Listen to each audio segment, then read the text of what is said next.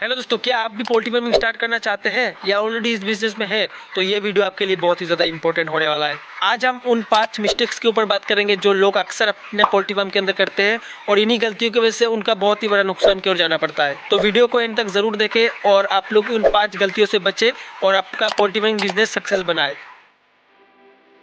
सबसे बड़ी मिस्टेक जो लोग करते हैं वो है पुअर प्लानिंग। लोग बिना प्रॉपर प्लानिंग के ही स्टार्टअप कर लेते हैं। ना उन्हें बच्चे का ब्रीड्स का आइडिया है, ना इन्हें मार्केट का पता होता है। आपको पहले ये डिसाइड करना है कि आप ब्रॉयलर फार्मिंग करेंगे या लेयर फार्मिंग और किस स्केल पे काम करना है। सबसे पहले आपको लोकेशन डिसाइड करना है कहाँ पे आप लोगों को फार्म बनाना चाहिए और क्या वहाँ पे पानी का, इलेक्ट्रिसिटी का और वेंटिलेशन का व्यवस्था है। सब कुछ पहले से प्लान करना बहुत जरूरी है। प्रॉपर प्लानिंग से ही आप लंबे समय तक सक्सेस अचीव कर सकते हो।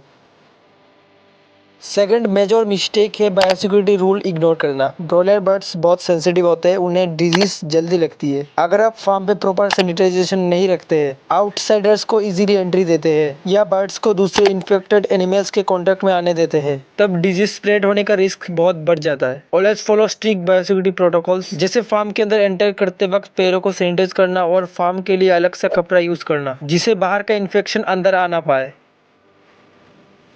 तीसरी मिस्टेक है पुअर फीड मैनेजमेंट। सही और बैलेंस फीड ना देने के कारण बर्ड्स की हेल्थ को डायरेक्टली इफेक्ट करता है। लोग अपना कॉस्ट कम करने के लिए लो क्वालिटी या चीप फीड यूज करते हैं फार्म के अंदर, लेकिन ये अल्टीमेटली प्रोडक्टिविटी रिड्यूस करता है। बर्ड्स को एज के हिसाब से प्रॉपर न्यूट्रिशनल फीड देना चाहिए, जैसे कि फिस्टर, स्टार्टर और फिनिशर, और फीड को सही तरीके से स्टोर करके रखिए ताकि फंगस या कॉन्टामिनेशन ना हो।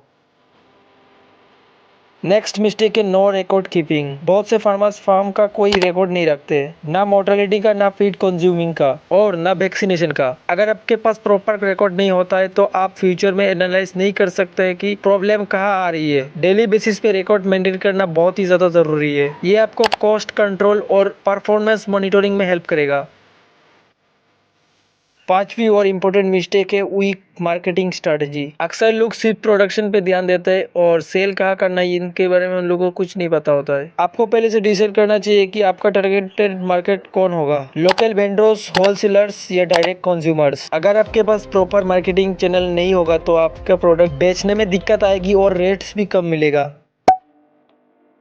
बोनस टिप्स, ट्रेनिंग और एक्सपर्ट एडवाइस लेना ना भूलें। रेगुलर वर्कशॉप अटेंड करें, एक्सपर्ट से कंसल्ट करें और नए टेक्निक के बारे में नॉलेज लेते रहें। ये एक ग्रोइंग इंडस्ट्री है, लेकिन सिर्फ वही लोग सक्सेस हो पाते हैं जो स्मार्टली काम करते हैं और गलतियों से सीखते हैं। तो दोस्तों, ये था top 5 mistakes to avoid in poultry farming. अगर ये वीडियो आपको इन्फॉर्मेटिव लगा है तो लाइक, शेयर और सब्सक्राइब करना ना भूलें और नीचे कमेंट करके बताएं आपको सबसे बड़ा चैलेंज क्या लगता है पोल्ट्री फार्मिंग में।